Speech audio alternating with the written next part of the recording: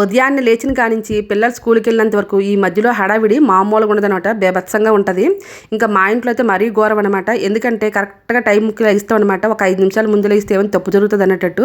ఇంకా కరెక్ట్గా టైంకి లేసాం అనుకోండి, టైం కరెక్ట్గా కుదిరితే పర్వాలేదు, ఏమైనా తేడా వచ్చింది అనుకోండి లేట్ అయిపోద్ది అనమాట. లేట్ అయితే పిల్లలు బయట ఉంచుతారు కదా, ఇంటికి వచ్చి గోల్ చేస్తారు. ఇంకా అన్ని తలనొప్పులు ఉంటాయి. నేను ఉదయాన్నే బ్రేక్ఫాస్ట్లోకి దోసపిండి తయారు చేసుకోకుండానే పడుకుని పోయాను. ఇంకా ఉదయాన్నే లేచి దోసపిండి ఒకవైపు, మరొక వైపు బెండకాయలు ఫ్రై, మరొక వైపు రైస్, ఇలా ఒక్కొక్క వైపు చేయాల్సి వస్తుంది అనమాట. పిల్లలు యోగా నుంచి వచ్చేలో పనులన్నీ ఫటాఫటా చేసేయాలి. నాకు తెలిసి అందరింట్లో ఇదే హడావిడి ఉంటుంది. ఉదయాన్నే లేచి పిల్లలు స్కూల్కి వెళ్ళేంత వరకు మార్నింగ్ 6 to 9 ఈ టైం మాత్రం అందరికి ఒకేలా ఉంటుందేమో అనిపిస్తుంది అనమాట. ప్రపంచం అంతా హడావిడిగా ఉంటుంది అనిపిస్తుంది నాకైతే. ఎందుకంటే పిల్లలు స్కూల్కి దించడానికి వెళ్తానే ఇంకా రోడ్డు మీద ట్రాఫిక్ మామూలుగా ఉండదనమాట. ఇంకా 5 నిమిషాల్లో వెళ్లాల్సింది 1/2 గంట టైం పడుతుంది. అందుకే నాకు అలా అనిపిస్తుంది, ప్రపంచం అంతా పరిగెడుతుంది ఉదయాన్నే లేసని.